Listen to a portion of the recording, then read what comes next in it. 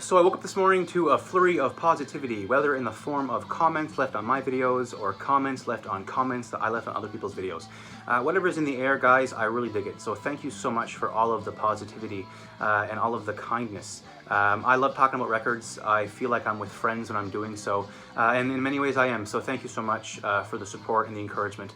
Either late last night or early this morning, Chris Propfee, Musically Obsessed, made a shout-out video for my channel, directing folks to my channel. So Chris, from the bottom of my heart, I really appreciate it. I have a feeling that I'm going to meet a lot of cool cats by networking with people who discover me through you. So thank you once again. I got a bunch of new subscribers today, which is really nice. I'm sure half or more are from Chris's video, so I'm going to read off the list here. I think everyone deserves to be thanked personally, so if you don't mind indulging me for 15-20 seconds. We've got Ryan Marks, Maxwell Makahoniak, Steph, Mud River Steph from last night's video, Greg J, G-Rock, Pete CD, Vinyl World, Richard McCook. Rich, I've got some records to talk about that you're going to like, and you're going to know which ones they are when you see them. We got Bad English Records, Kim Gordon Single, Cloudy Milder, 8 Vinyl Low, Cassette Mayhem Dan, Fozzy Vinyl Mania, and From the Bench Podcast. So to everyone that I just mentioned, sincerely, thank you so much for joining the club and for wanting to hang out with me. Before I get to the meat of the video, I just want to shout out a quick shout out to a podcast. Joe has been good friends with my wife since they were babies, best friends even, and I've known the guy for 10-11 years now. He is a really fantastic gentleman. Him and his buddy Nathan have a podcast called I Capture the Podcast. They go back in time and look at records from their youth, whether they liked them, they hated them, or they were indifferent. They try to see if they got a second opinion this far into the future. So I'm going to leave links to all of the channels I mentioned, as well as to the I Capture the Podcast channel, or the I Capture the podcast, and I strongly recommend that you check all these people out. You know, they're all good guys and gals, so let's all hang out and be friends. Yesterday I did the 5 iconic band logos challenge that Chris threw out, and I thought it would be fun if I threw out my own challenge. So feel free to join. Feel free to make some responses. I would love to see what you have to say. I thought it would be cool if we pulled out records from bands who had multiple vocalists during their career. You can replace a bass player, you can replace a guitar player, you can replace a drummer, you can replace a keyboard player with relative ease. You might compromise the sound of the band, you might really fuck it up, but you can most likely replicate what you need to replicate, you know, to make bill. When it comes to the singer, a singer's voice is unique to them, and it goes from band to band. So I thought it would be a fun challenge to pull out 8 records, and I chose 8 because I thought 5 was too little, 10 might be too much, meet in the middle at 7.5, round up to 8. Bands who have had multiple singers throughout their careers, and if possible, if you've got more than one iteration or lineup with different vocalists, to show an example of each, just for fun, just kind of see what everyone's collection is all about. So obviously the records that I'm going to show, I've got more of each band, but I'm just going to try to keep it short just for time's sake. So I'm going to start at the beginning, where I believe heavy metal began, in the streets of Birmingham, and that's of course with the mighty Black Sabbath. This is Sabbath Bloody Sabbath, obviously their 5th album of 8 with Ozzy during his original run. Obviously he came back a couple years ago to do the album 13, which was killer. Great way to end a career of the band. This is a great album, maybe my favorite of the Ozzy years. It's not as sludgy or as doomy as a little bit of what came before, and it's not as rock and roll as what came after. So to me, for Ozzy, this is kind of the perfect album. This is an original Canadian pressing, as demonstrated by the beautiful maple leaf, of which I'm so proud. I always found this record had, as much as I love the songs, like I just said, it's got a bad production. This record, anyway, incredibly low treble, high treble and very low bass, hardly any bass at all. So I don't know, this is the only copy I've ever owned, so I don't know if it's unique to this pressing, but yeah, I could stand for a better one, for sure.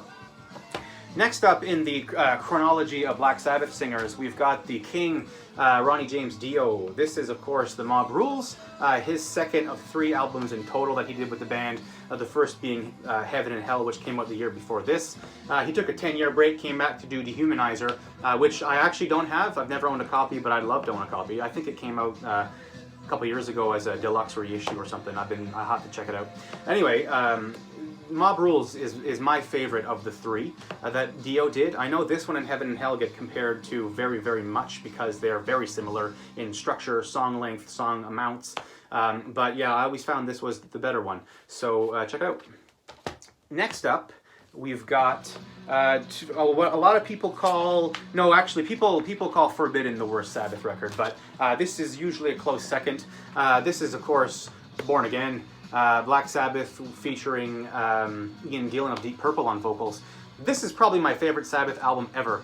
It's one of the first records I ever owned, so there could be a little bit of that in the mix, but I find this is a very bluesy, very smooth listen. The production's a bit muddied, I guess, but I dig it. I love it. It's good when you're just relaxing at home. Great for days like today. This is a cool, excellent 180-gram reissue on Earmark that came out of Italy. And I was saying, I've had it for a very long time. My folks got it for me for Christmas when I was a little boy. And the price tag is still on it, $32.99. When this came out, I was already buying records regularly. I remember seeing this record at the shop, one of the local shops, and thinking, wow, that's one of the most expensive records I'd ever seen. And it was, because records weren't expensive like that. So it just goes to show how over the past couple of years, they've really skyrocketed back up in popularity in some good ways and in some bad ways. Next up, we've got Black Sabbath with Eternal Idol. This is, of course, the first record done with Tony Martin. I don't have 7 Star, which had Glenn Hughes on vocals. I've seen it many times in the wild. Just never bothered to pick it up. I'll get it eventually. I mean, I say that about everything, and hopefully it comes true for everything. This is an okay album. I'm not a big fan of the Tony Martin years. I prefer Headless Cross, which I don't have. But it's a bit too not hair metal, but it's not poppy Sabbath, but it's got an 80s feel to it. Closer to radio mainstream 80s sound than I care. But I still like it. I still appreciate it. Any ship being helmed by Tony Iommi is a good ship to be on. So I guess it just depends on the day. Next up, I'm going to kind of go in chronological order of when these bands started. So next up is another early metal band. They've had 3 singers sing on their records. I'm sure you know who I'm talking about. I am, of course, going to talk about Iron Maiden. I mentioned Maiden, I think, in yesterday's video. I love Maiden, always have, always will. I love all of their eras for different reasons. I have a favorite one, which might surprise you. You'll find out when I'm done talking about Maiden. But this is with Paul Di'Anno, not my favorite era, but my second favorite era for sure. This is between the 2 albums that they put out. This one, the self-titled Iron Maiden and Killers. I prefer Killers. It's so melodic, so hooky. It's very punk rock Iron Maiden. I know that pisses off Steve Harris because he apparently hates punk rock music, but that's what it is. You know, it's 3.5, 4-minute songs, a 40-minute record. You know, you sit down just to unwind, and then it's done before you know it. It's the greatest feeling ever. Killers is awesome. This is an original press, Canadian press on Harvest. I try to get Canadian presses whenever I can. A lot of my used stuff, you can't really choose, but if I had the choice, I like Canadian stuff. I love being Canadian, and I love Canadian vinyl. Next up, we've got Iron Maiden, an extremely water-damaged copy of Seventh Son of a Seventh Son. The record itself is mint, but I think the record took a bath. This is definitely my favorite record with Bruce, the Bruce Dickinson years. You know, the air raid siren. He's got that nickname for a reason. He's just an epic, epic frontman. This is, to me, the best record that they made with him because of it's a concept album, and I find the songs intertwine with each other very well. And it features Only the Good Die Young, which is probably my favorite Bruce Maiden song. And I don't think they've ever played it live, which is a real shame because everyone wants to hear it. It's so good, so good. So yeah, Seventh Son of a Seventh Son. Next up, we've got my favorite, I'll just tell you, I guess, no more guessing. I forget if I told you if it was going to be a guessing game or whatever, but this is my favorite era of Maiden. This is the X Factor, of course, the first of 2 albums with Blaze Bayley. When this came out, Bruce had left, the band hired on Blaze. Steve had a divorce with his wife, or was going through a divorce. Heavily influenced the sound and the songwriting of this album. Maiden went from playing, you know, stadiums around the world to playing small clubs. and I have no doubt that that also influenced the writing of this album. It's incredibly dark, it's depressing, but it's really, really good. It's emotional and it's raw, and it's my favorite Iron Maiden album ever. And I heard it when I was a kid. The first Maiden that I was ever exposed to was a cassette copy of Best of the Beast. And I remember the song Virus, which I've been hunting for forever as a 12-inch, because it's never been released other than the Best of the Beast box, which is like $1,000, and I'll never be able to afford that. But anyway, Virus was the first Maiden song I loved, and that had Blaze Bayley singing. And I thought it was Bruce Dickinson at the time, because every other song practically was Bruce Dickinson. So I thought, why does he sound so different on this song? I come to find out that no, Maiden had a controversial past with Blaze, and he had sung on 2 records, and I found it and I loved it, and to this day, the best. This is a really beautiful reissue that came out a few years ago, I think in 2016. It has a really nice, like an 8 fold-out poster lyric sheet insert. I'm not going to unroll it because I don't want to damage it, but if you're going to get a Maiden album, maybe don't start with this one, because you might go in biased against it, but if you have an open mind, please do yourself a favor and check it out. It's brilliant, brilliant, brilliant. Next up, we've got, these are the records I've got for Rich. So Richard McCook, these are for you. We were talking today, commenting together on things, and he mentioned that he was from Northern Ireland. And I was already thinking about mentioning this band, but now I'm definitely going to mention this band, and I'm going to throw in a little bonus band at the end after this one for Rich. So I'm talking about the Undertones. The Undertones is one of my favorite punk bands of all time. I've been listening to this band for close to 20 years now. This is their first album. It's got a kind of a flip over double cover for the North American release.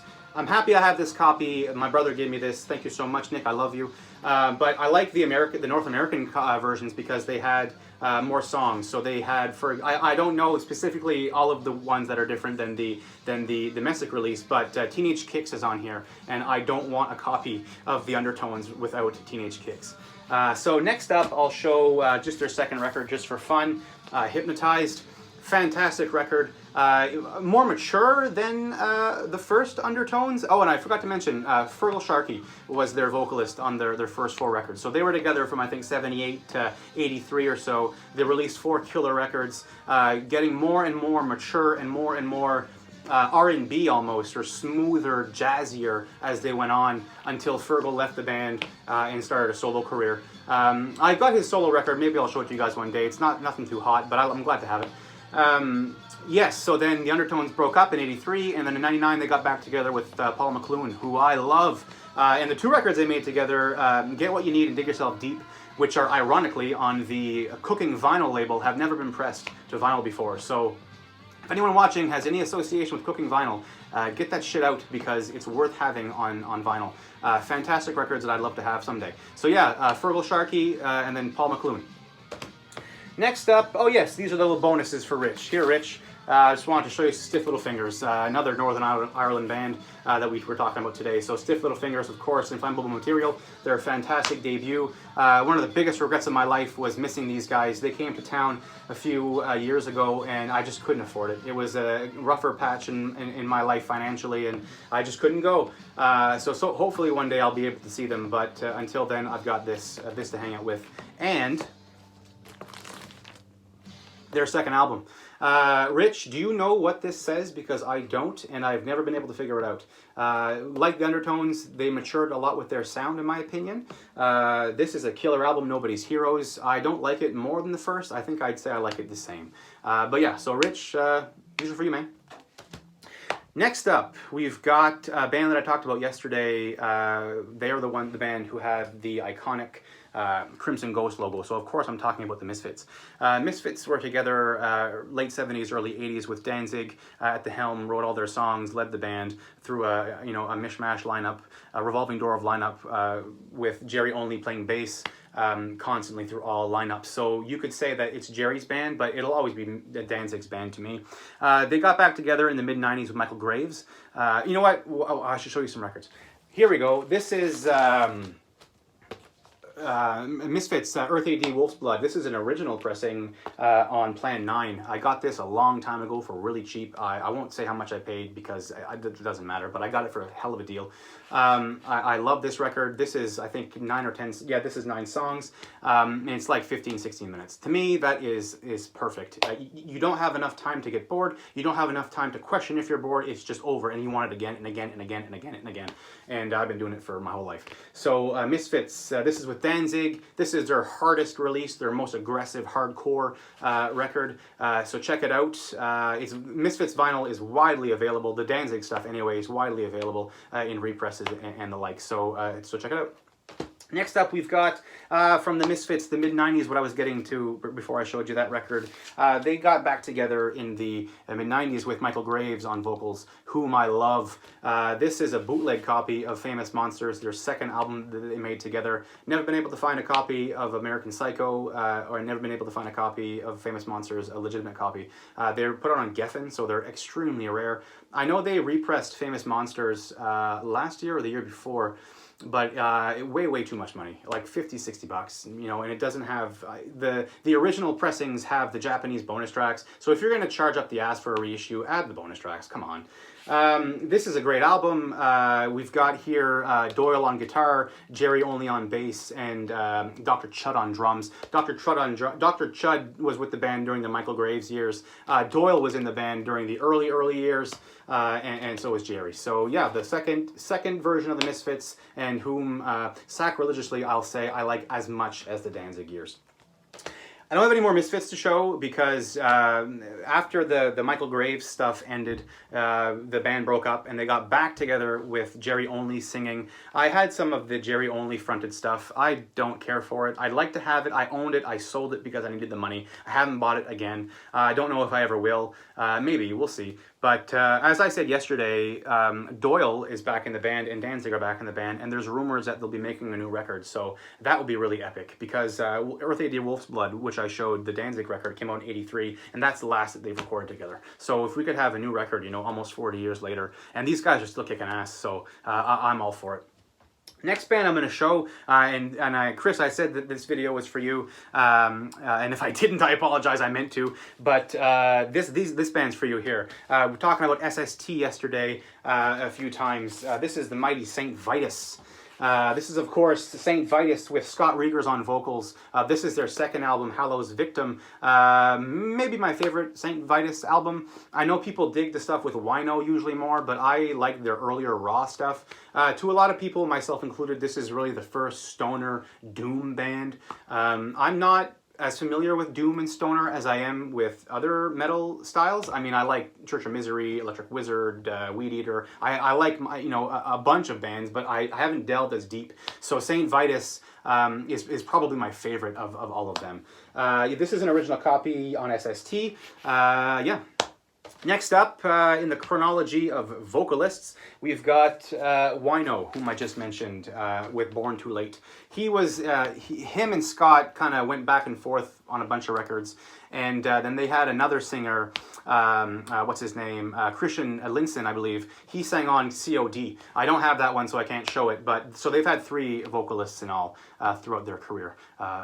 40-plus year career. Excellent band, never too late to get into them, so if you don't know them, get into them. Saint Vitus on SST.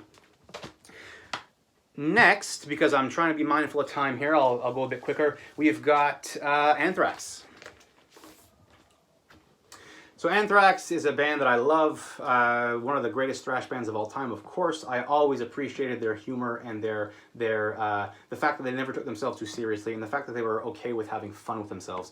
The most punk rock of all the thrash bands, they've always had a special place in my heart. This is a really, really cool release that showcases actually 2 of the 3 singers that they've had on their records throughout their career. This, of course, is Fistful of Anthrax. It's a Japanese reissue of Fistful of Metal, which was their first record.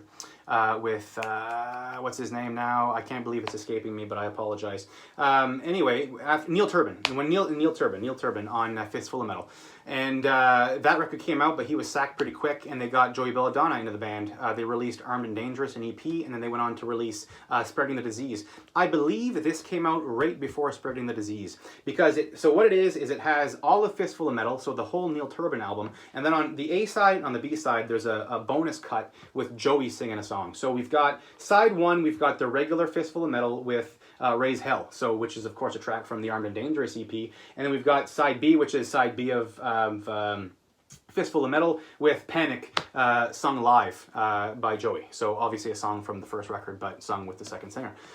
So I think, yeah, this was a kind of a primer for who Joey was, and kind of get a feeler out there with the Japanese test market. Not test market, but Japanese is a good test market. They buy everything up in terms of cool vinyl and collectibles. So I only assume that's why they made this release, because it was never pressed anywhere else in the world. But regardless, yeah, it's a kind of a cool little transition piece into the history of Anthrax. So next up, I don't have any John Bush Anthrax albums. Of course, he sang after Belladonna left in the early 90s. Was with the band for a decade and a half. He was obviously, before Anthrax, he was sang in Armored Saint, which is another killer band. They got a new record coming out soon, I believe.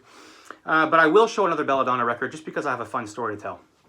So this is State of Euphoria. It's signed by Joey Belladonna. I don't know if you can see it properly or not, but I assure you that it is. When I was a teenager, I used to contact any musician that would contact me back. So Joey Belladonna, Scott Ian, Billy Milano, James Hetfield, Jason Newsted, I don't know, the guys in Sacrifice, the guys, Max Cavalera from Sepultura, and on and on and on. I would email anyone, the guys in Venom, and these are people that I'm talking about that have responded back to me. But just quick little, hi, how you doing, thanks for supporting me kind of messages. But Joey Belladonna, I emailed him on a whim when I was like 13 or 14, and he wrote back. And we kind of kept in contact through the years, like for 2 or 3 years while I was in high school. And I even did an Anthrax high school project, and he helped me with it by providing me a bunch of shit. And so we stopped talking. I don't know why, it just naturally ended. And a few years later, he came to my town, and he did a solo show playing with his own band, so doing a couple Belladonna songs and mostly an Anthrax set. His drummer was sick at the time, so he played drums while singing. And it was really, really cool to actually meet him in person. And this is obviously where I got that where I got the record signed.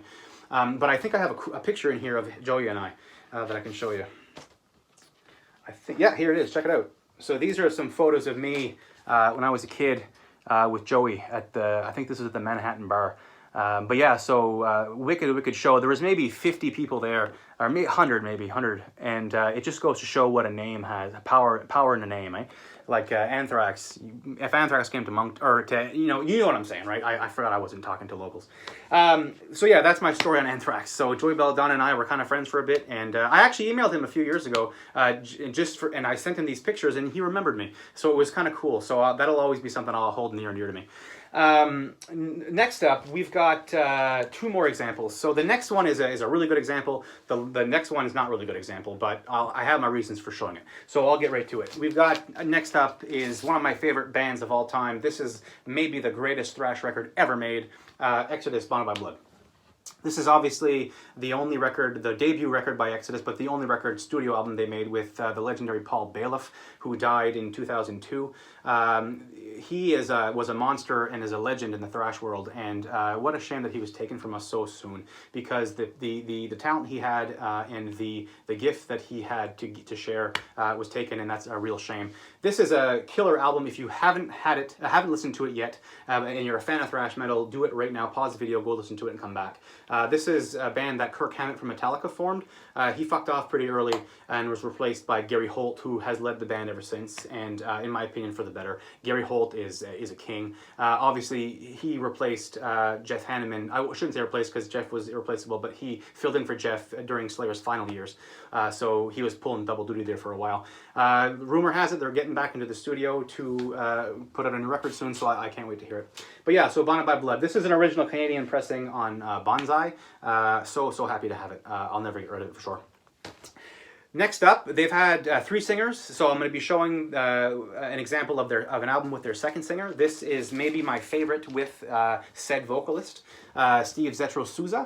This is Tempo of the Damned. This is the album that was supposed to feature Paul Baloff on vocals before he passed away in 2002. So this could have sounded very, very much different. It's a killer album. It's got some great thrash moments, and it also has some great groove moments. Almost half of these songs were from Gary Holt and Tom Hunting, the drummer, and their bass player, Jeff Gibson's band that they had after Exodus broke up in the early 90s, War Dance. So they had started a kind of a groove metal band, and they just took some of those songs and put them on this record. So Blacklist, Forward March, Calling the Herd, Seal with a Fist, and Throwing Down, those are all super slow chuggers, and they're from War Dance, so it's kind of cool that they've been immortalized as Exodus tracks. This is a fantastic album. My dad and I spent countless hours listening to this together. This is a gift from my father for Christmas, I think, last year, so thanks a lot, as always. I'll show you this. It's a beautiful, beautiful album. It's a 2008, I believe, or no, 2004 reissue on Back on Black. It's got the AC/DC cover as a bonus track, which is nice, because I don't believe it came on the original pressing of the record. So this is beautiful, beautiful splatter, clear and red, double LP. So yeah, Tempo of the Damned. Great starting point, by the way, too, if you want to get into Exodus. Highly recommend it. Next up, we've got Rob Dukes, who sang on 5 studio albums of Exodus. And personally, my favorite era of the band, there was nothing harder and faster and more aggressive than the Rob Dukes era of Exodus. To this day, it's the heaviest shit I've ever heard in my life. This is Atrocity Exhibition, or sorry, yes, Atrocity Exhibition Exhibit A, and there's also the Atrocity Exhibition Exhibit B, which I do not own, which is my favorite of the Dukes era. It was just recently repressed, so I'm looking at getting it soon, but yeah, it's super, super wicked, aggressive music. The best thrash that was coming out at the time, in my opinion, it was Exodus. Exodus is, they've got my money for the most consistently great thrash band, regardless of the decade that they're playing in. So yeah, long live Exodus. I'll be a fan for life for sure. This is a nice original pressing that came out on Nuclear Blast, double red. I won't show the red because it's just red. We've all seen red before, but it's got a beautiful thick cardboard jacket, lyrics, and it's got some inserts. So yeah, Exodus, you can't go wrong with any of their records. My last 8, so my 8th band, or the last I'm going to show, it's kind of like a reverse. So this is a band that when they started was formed up of 4 guys, and then by the time their second album had come out, everyone was gone except for the singer. So that band, they've gotten some mention lately on the vinyl community. That's Christian Death. Fantastic goth, kind of post-punk almost, as you could call it. This is a nice reissue on, I believe, Frontier on purple vinyl. This has got Roz Williams on vocals and Rick Agnew, who's probably most famous for playing with the Adolescents on guitar. Roz Williams really was the embodiment of Christian Death. It was his vision, his lyrics, his mood. It was a very, very tormented and sad band, and it all came from the psyche of Roz, who ultimately would take his own life in the late 90s. So their second album, as I was saying, Catastrophe Ballet, everyone was gone but Roz. So I think what happened is he relocated either to a different city or something happened, and there was a falling out, and he met some goth, even more gothic people, Valor Cand, among a few others, and Valor being the guitar player, and they came up with this record. And this was much more of a collaboration between Valor and Roz than the first record was between Roz and the others.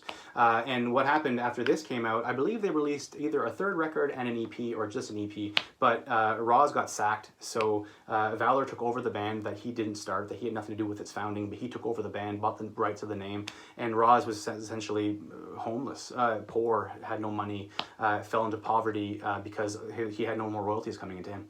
And and then he tried reviving the band in the early 90s. I think it was Christian Death featuring Roz Williams, and I've got to get those records someday. But anyway, yeah, I digress. Christian Death has a weird history. I feel a bit weird liking the Valor Cand years because of the kind of dick move that he pulled on Roz, but it's great music. This is a fantastic album. It's kind of guilt-free because it features both kind of iterations of the lineup. So Christian Death, Don't be scared by the name. It's actually a play on words for Christian Dior. It's not as spooky as it comes off as. So yeah, Christian Death, check them out. So that's it. That's my eight bands that have had multiple vocalists. I got into talking so much that I forgot if I even mentioned who the singer was or what, because I was having so much fun. But these are my picks. These are my choices. I would love to see responses. Feel free to make your own. Take your time with it. There's no rush, obviously. And before I leave you, we're right at the almost half-hour mark, so I'll show you what I was playing right before or during the video. This is the legendary debut album by X, legendary Los Angeles punk rock band. This album turned 40 years old yesterday. This is one of the greatest debuts ever. Check it out. You can't go wrong with it. I guess it's an acquired taste. Later on in their career, they got a bit more experimental with their sound. But this record is full-on punk rock, 9 songs, 28 minutes.